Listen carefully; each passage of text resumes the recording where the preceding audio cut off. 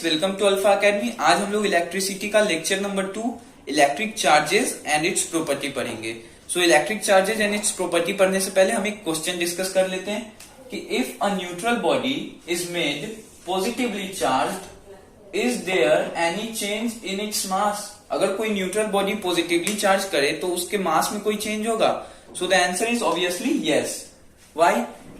हम इसे एक एग्जांपल से समझते हैं। हम मान लेते हैं एक ग्लास रॉड है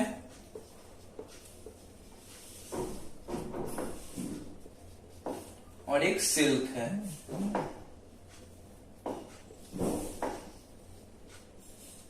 ये एक ग्लास रॉड है और एक ये सिल्क है। अगर हम लोग ग्लास रॉड को सिल्क से रब करेंगे तो क्या होगा कि ग्लास रॉड पॉजिटिवली चार्ज हो जाएगा, हम लोगों ने पढ़ा था पिछले लेक्चर में, और सिल्क क्या हो जाएगा, निगेटिवली चार्ज हो जाएगा।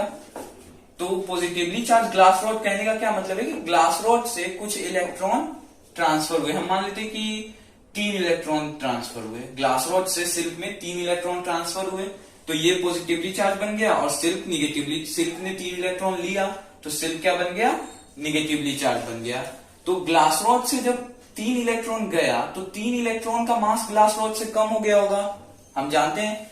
और जो नहीं जानते मैं बता दूं, मास ऑफ इलेक्ट्रॉन होता है 9.1 into 10 to the power -31 kilogram.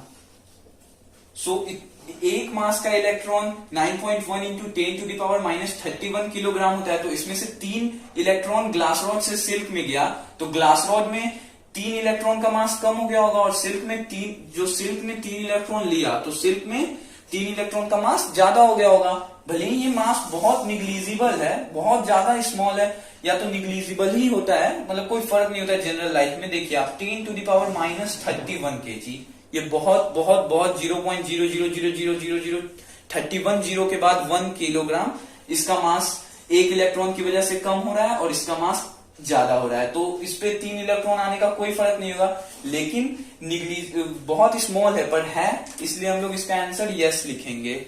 So the answer is yes. If we charging any body the mass of electron, the mass of body changes. अगर हम लोग किसी भी बॉडी को चार्ज करते हैं तो मास उस बॉडी का चेंज होता है, दो the change is extremely small और निग्लिजिबल। जो चेंज होता है वो बहुत स्मॉल और निग्लिजिबल होता है। अब हम इस क्वेश्चन, अगर पॉजिटिव चार्ज किए हम लोग बॉडी को तो क्या होगा, if a neutral body is made positive it means electron are removed from it. अगर हम लोग किसी भी न्यूट्रल बॉडी को पॉजिटिव बना रहे हैं मतलब इलेक्ट्रॉन उसमें से रिमूव हुआ है, दस the mass of body decreases. और कितना मास डिक्रीज होगा, जितने इलेक्ट्रॉन का ट्रांसफर होगा उतना मास, उतने इलेक्ट्रॉन का मास उस बॉडी में से कम हो जाएगा। और कोई बॉडी अगर निगेटिवली चार्ज हुआ है तो जितने इलेक्ट्रॉन को वो गेन करेगा उतने इलेक्ट्रॉन का मास उसमें बढ़ जाएगा। तो अब हम अपना टॉपिक नंबर 2 इलेक्ट्रिक चार्ज पढ़ेंगे। So what is electric charge? It is the intrinsic property of matter.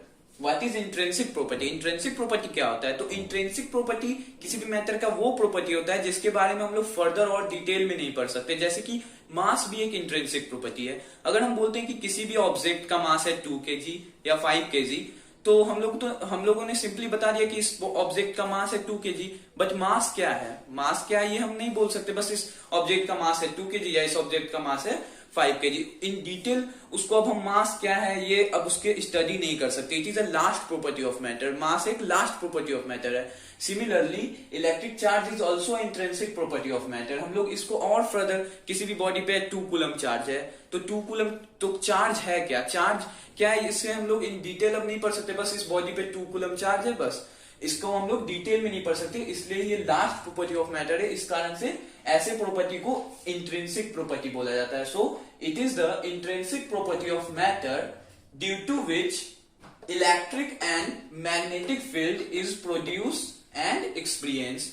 ये किसी भी मैटर का ऐसा इंट्रिंसिक प्रॉपर्टी है जिसके कारण हम लोग इलेक्ट्रिक और मैग्नेटिक फील्ड उस बॉडी में प्रोड्यूस या उस बॉडी को एक्सपीरियंस हो पाता है। अब हम जैसे समझते हैं कि किसी भी बॉडी में मास अगर होता है तभी उस पर ग्रेविटेशनल फोर्स लग पाता है। हम लोगों ने क्लास 9th में पढ़ा था ग्रेविटेशन चैप्टर में कि इफ अ बॉडी हैज मास तभी उस बॉडी पे ग्रेविटेशन फोर्स एक्ट कर पाएगा। अगर बॉडी में मास नहीं है तो बॉडी में ग्रेविटेशन फोर्स नहीं एक्ट कर पाएगा, क्योंकि हम लोगों ने पढ़ा था ग्रेविटेशन फोर्स का फॉर्मूला G इज इक्वल ये gravitation force is equal to G m1 m2 upon R square. So mass होना बहुत जरूरी था किसी भी बॉडी को ग्रेविटेशन फोर्स एक्सपीरियंस करने के लिए। अगर बॉडी में मास नहीं होगा तो उस पे ग्रेविटेशन फोर्स को एक्सपीरियंस भी नहीं कर पाएगा और वो ग्रेविटेशन फोर्स को प्रोड्यूस भी नहीं कर पाएगा अपने आसपास किसी भी चीज को। ग्रेविटी के कारण वो अर्थ से अट्रैक्ट भी नहीं होगा ग्रेविटी के कारण, और ना ही वो खुद किसी और ऑब्जेक्ट को अट्रैक्ट कर पाएगा अपने ग्रेविटेशनल फोर्स से। So if a body has mass then तभी वो क्या कर पाएगा, ग्रेविटेशन फोर्स प्रोड्यूस या एक्सपीरियंस कर पाएगा। इसी तरीके से अगर किसी बॉडी में चार्ज है तभी वो बॉडी इलेक्ट्रिक और मैग्नेटिक फील्ड को प्रोड्यूस या एक्सपीरियंस कर पाएगा। तो चार्ज हम समझ गए कि चार्ज होता क्या है, कि जो body it is a intrinsic property of matter due to which electric and magnetic field is produce और एक्सपीरियंस। अब हम जानते हैं कि चार्ज को हम लोग डिनोट किस लेटर से करते हैं, तो it is denoted by Q. Charge को हम लोग क्यू लेटर से डिनोट करते हैं। अब हम जानते हैं कि चार्ज के कुछ यूनिट के बारे में जानते हैं। तो चार्ज का ऐसा यूनिट होता है कूलम्ब, जिसको हम लोग कैपिटल सी से डिनोट करते हैं। ऐसा यूनिट हो गया कूलम्ब। और इसका सीजीएस यूनिट होता है ईएसयू, इलेक्ट्रोस्टैटिक यूनिट। ईएसयू का फुल फॉर्म है electrostatic unit. So 1 coulomb is equal to 3 × 10⁹ ESU होता है। सो हम लोगों ने देखा इसका ऐसा यूनिट क्या होता है कूलम्ब, और इसका सीजीएस यूनिट क्या होता है ईएसयू। अदर हम लोग कुछ मेन यूनिट के बारे में जानते हैं जो कि हम लोग को आगे न्यूमेरिकल सॉल्व करने में काम में आएगा। जैसे कि ये है फराडे, तो 1 faraday is equal to 96,500 coulomb होता है। ये बिगेस्ट यूनिट ऑफ चार्ज होता है, इससे बड़ा कोई यूनिट नहीं होता है चार्ज का। Biggest unit of charge Faraday. So ये मेन यूनिट है। ये 3 मेन यूनिट है, हम लोग इसको भी रिमेंबर कर लेंगे इसके वैल्यू को। ये आगे हम लोग को न्यूमेरिकल याद करने में काम आएगा। और ये ईएसयू के भी वैल्यू को रिमेंबर करना बहुत इंपॉर्टेंट है। So 1 faraday is equal to 96,500 coulomb and 1 ampere hour. ये एम्पियर आवर भी अच्छा, ये फराडे को हम लोग एफ से डिनोट करते हैं, एफ लेटर को, ये ध्यान में रखिएगा। और 1 एम्पियर आवर एक फर्दर एक और यूनिट है। तो एम्पियर आवर को हम लोग ए और फिर हल्का सा स्पेस देके एच आर, एम्पियर आवर, इसका वैल्यू होता है 3600 coulomb. So 1 ampere hour is equal to 3600 coulomb. और फिर हमारा एक तीसरा यूनिट है EMU, electromagnetic unit. 1 EMU is equal to 10 coulomb. So एक इसको भी याद करना बहुत जरूरी है, 1 EMU is equal to 10 coulomb. तो ये सारे कुछ यूनिट है जो कि आगे हमें न्यूमेरिकल याद करने में काम में आएंगे। तो ये सब यूनिट को आप रिमेंबर कर लीजिएगा। तो अब हम प्रॉपर्टीज ऑफ चार्ज को डिस्कस करेंगे।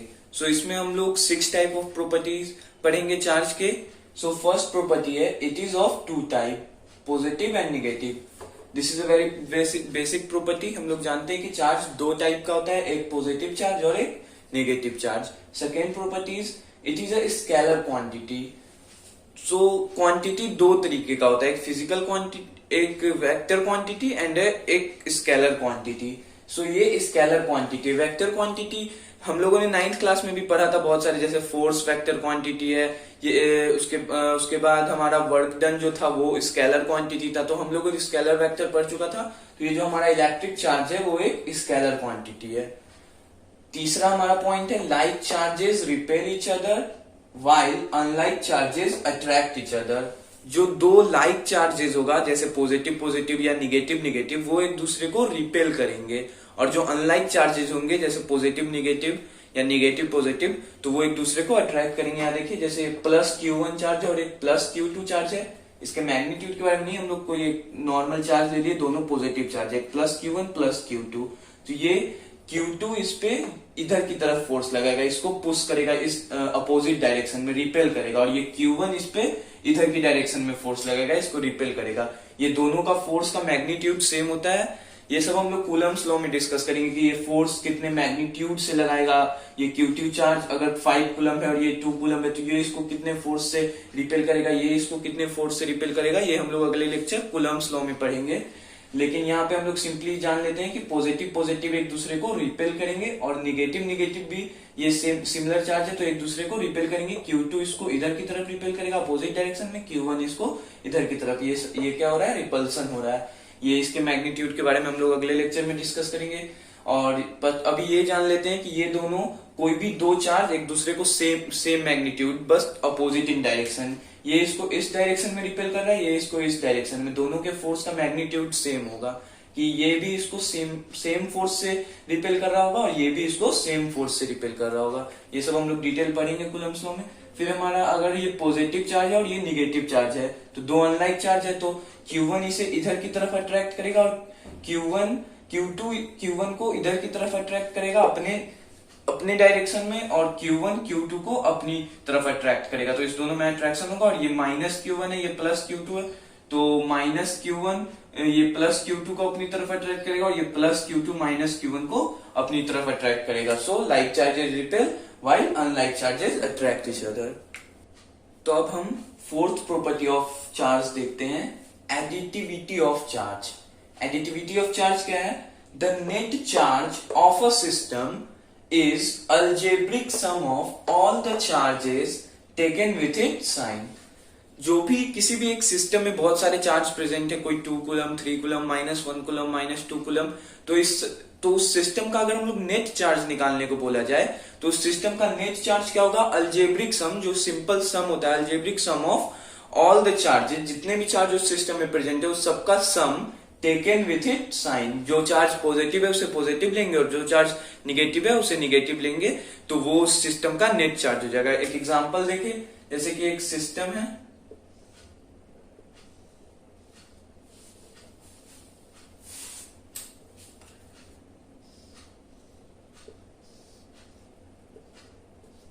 इसमें +2 कूलम चार्ज है,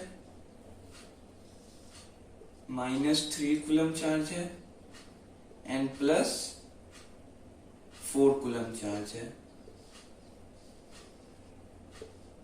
तो अब इस सिस्टम का हमें नेट चार्ज अगर निकालना है कि सिस्टम पे नेट चार्ज कितना है, तो सिंपली हम करेंगे +2 -3 और ये +4। तो algebraic sum of all the charges taken with it sign. तो इस सिस्टम का नेट चार्ज क्या निकल के आएगा? +2 -3 +4 यानी +3 कूलम। ये इस सिस्टम का नेट चार्ज हो जाएगा। तो ये हमारा सिंपल फोर्थ प्रॉपर्टी है। अब हम अपना फिफ्थ प्रॉपर्टी देखते हैं कि conservation of charge. Conservation of charge, हम लोग बहुत बार कंजर्वेशन टर्म सुन चुके हैं, conservation of energy, conservation of mass, conservation of momentum, जिसमें था हमारा energy can neither be created not destroy, mass can neither be created not destroy, momentum can neither be created not destroy. Similarly charge can neither be created not be destroyed but it can transfer from one body to another. Charge जो होता है वो create या destroy हम लोग नहीं कर सकते। जैसे कि कोई बॉडी न्यूट्रल पर है, उस पर अपने आप 1 कूलम चार्ज आ गया, तो ऐसा कभी पॉसिबल नहीं होगा। उस पर जो 1 कूलम चार्ज आया होगा वो किसी न किसी बॉडी से ट्रांसफर होकर आया होगा, किसी न किसी बॉडी का इलेक्ट्रॉन उस बॉडी पे आया होगा, तभी उस बॉडी पे 1 कूलम चार्ज आएगा। अपने आप वो क्रिएट नहीं हो पाएगा, या कोई बॉडी 1 कूलम चार्ज है किसी बॉडी पे पहले से और हम लोग उसको अपने आप न्यूट्रल नहीं कर सकते। उस 1 कूलम चार्ज को किसी सेकेंड बॉडी में हमें ट्रांसफर करना पड़ेगा, तब जाके वो हमारा पहला वाला बॉडी न्यूट्रल हो पाएगा, नहीं तो ऐसे कभी डिस्ट्रॉय या चार्ज क्रिएट नहीं हो पाएगा। इसीलिए charge can neither be created not be destroy but it can transfer from one body to another. ठीक है, तो अब हमारे माइंड में एक क्वेश्चन आएगा कि हम कैसे मान ले, हो सकता है कि 1 कूलम चार्ज का कोई एक बॉडी और वो अपने आप हम लोग न्यूट्रल कर सके, वो हो नहीं पाएगा। हम लोगों ने ऐसा बोला, ये माना हमने कैसे? तो आप लोग ऐसा बोलेंगे, लेकिन ऐसा बोलने के लिए, आप लोगों की बोलती बंद करने के लिए एनसीईआरटी ने एक लाइन अपने बुक में लिख दिया। NCERT rights that conservation of charge is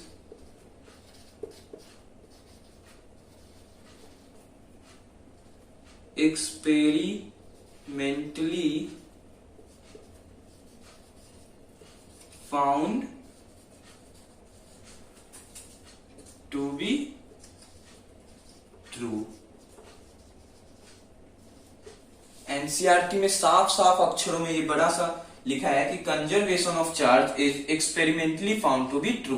अब हमारी बोलती बंद, अब हम ऐसा कुछ नहीं बोल सकते कि ये हम कैसे मान ले, ये लिखा है experimentally found to be true. तो अब हम देखते हैं कि कंजर्वेशन ऑफ चार्ज का ये कंक्लूजन निकला, the net charge of of an isolated system is constant. हमेशा एक आइसोलेटेड सिस्टम पे कोई अगर नेट चार्ज है +2 कूलम -3 कूलम, कुछ भी एक नेट चार्ज है, तो वो हमेशा कांस्टेंट रहेगा अपने आप। मैंने बोला ना तो क्रिएट हो पाएगा ना तो डिस्ट्रॉय हो पाएगा। अगर वो आइसोलेटेड सिस्टम बोलने का मतलब ये होता है कि वो आइसोलेट मतलब होता है कि वो एक आइसोलेशन, मतलब हमें अभी जैसे कि आइसोलेट हुआ कि अकेला रखा हुआ है, उसके आसपास कोई और बॉडी नहीं है जिसमें वो ट्रांसफर हो पाए उसका चार्ज, वो आइसोलेट रखा हुआ है वो बॉडी। तो इसीलिए हम आइसोलेटेड सिस्टम टर्म यूज किए। तो किसी बॉडी में उस चार्ज का, उसका नेट चार्ज होगा वो किसी और बॉडी में ट्रांसफर भी नहीं हो पाएगा क्योंकि वो आइसोलेट करके रखा हुआ है, अकेले में रखा हुआ है। तो इसीलिए हमेशा वो आइसोलेटेड सिस्टम का नेट चार्ज हमेशा कांस्टेंट रहेगा।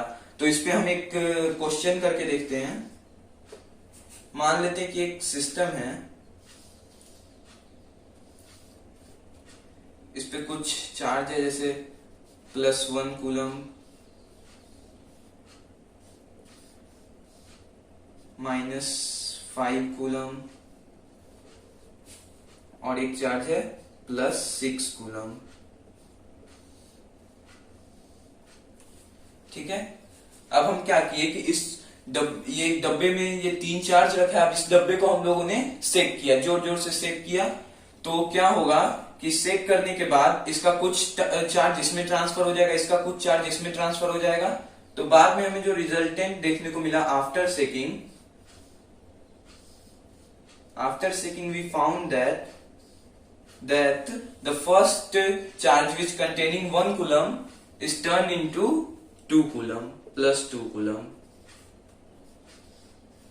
The second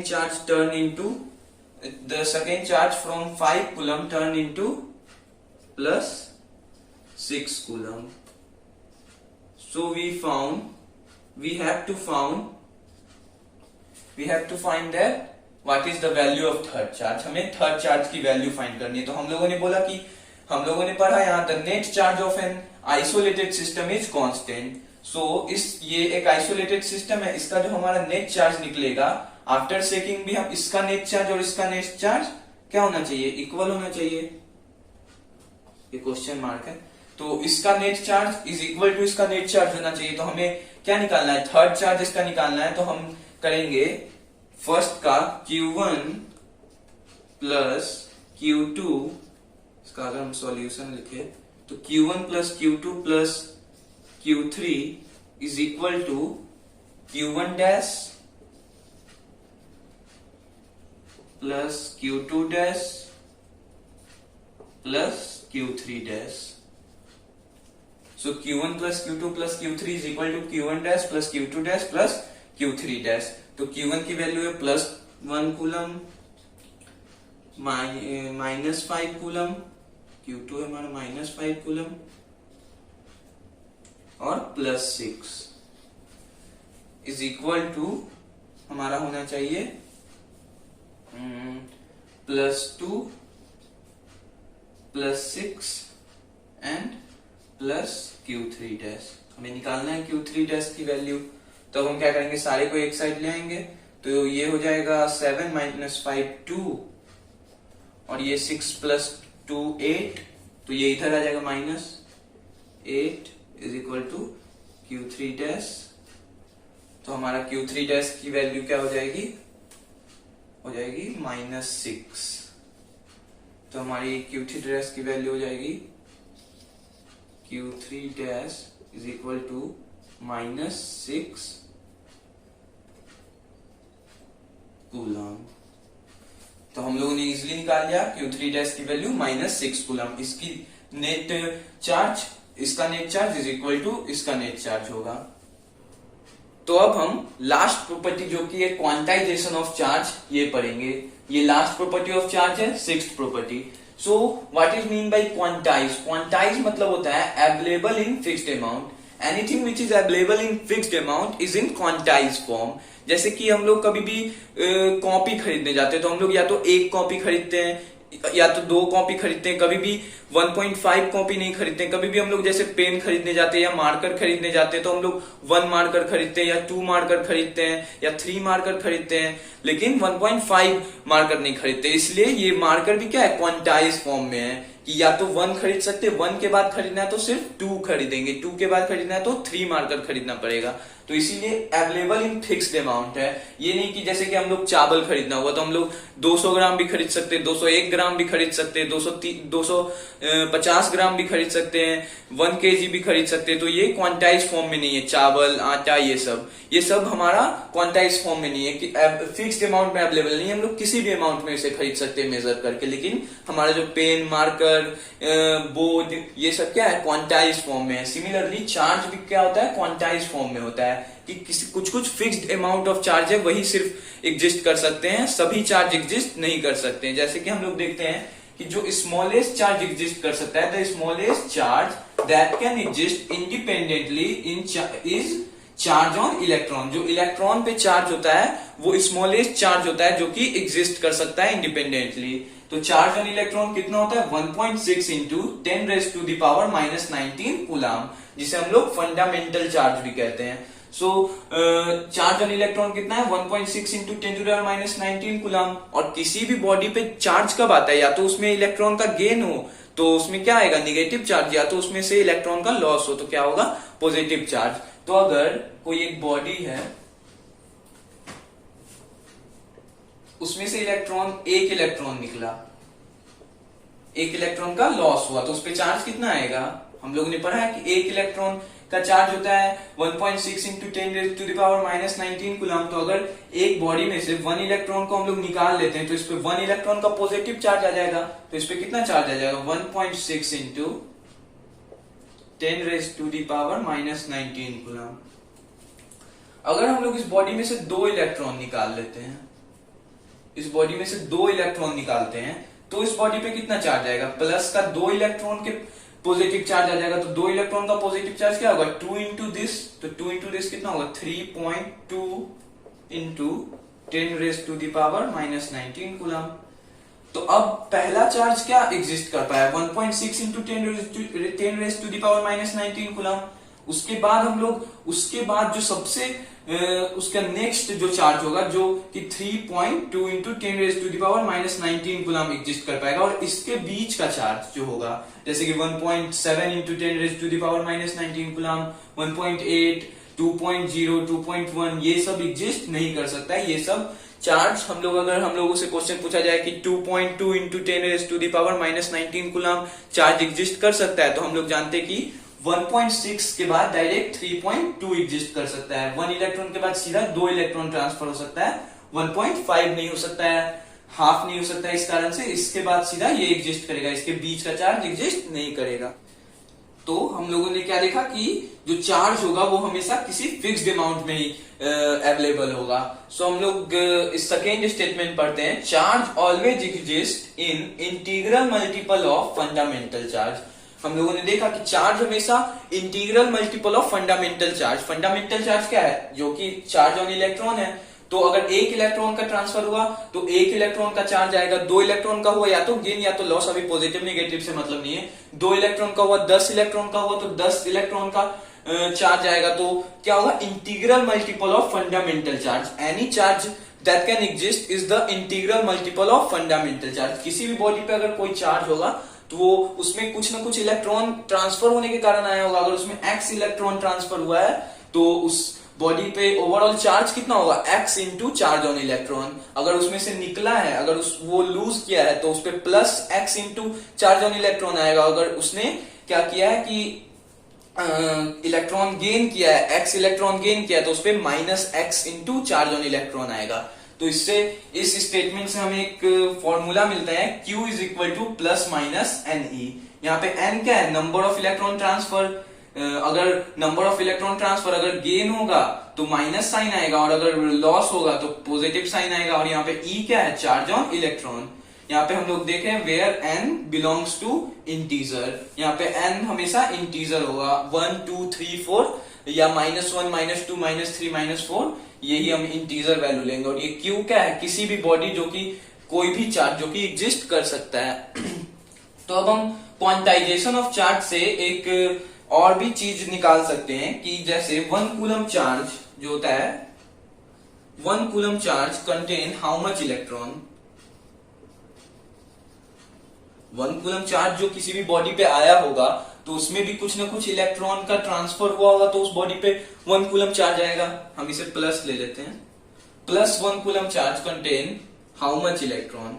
प्लस या माइनस लेने से कुछ नहीं होगा। 1 कूलम चार्ज अगर कोई बॉडी पे प्लस 1 कूलम चार्ज, यानी वो उतने इलेक्ट्रॉन, जितना हमारा वैल्यू आएगा कि 1 कूलम चार्ज में कितना इलेक्ट्रॉन होता है, उतने इलेक्ट्रॉन को अगर कोई बॉडी निकाल दिया, अपने से लूज कर लिया, तो उस पे 1 कूलम का प्लस चार्ज आ जाएगा। और कोई बॉडी अगर उतने इलेक्ट्रॉन को गेन कर लिया, जो कि अभी वैल्यू आएगा 1 कूलम चार्ज कितना इलेक्ट्रॉन कंटेन करता है, तो उतने अगर इलेक्ट्रॉन को कोई बॉडी गेन कर लिया तो उस पे -1 कूलम चार्ज आ जाएगा। तो 1 coulomb charge contain how much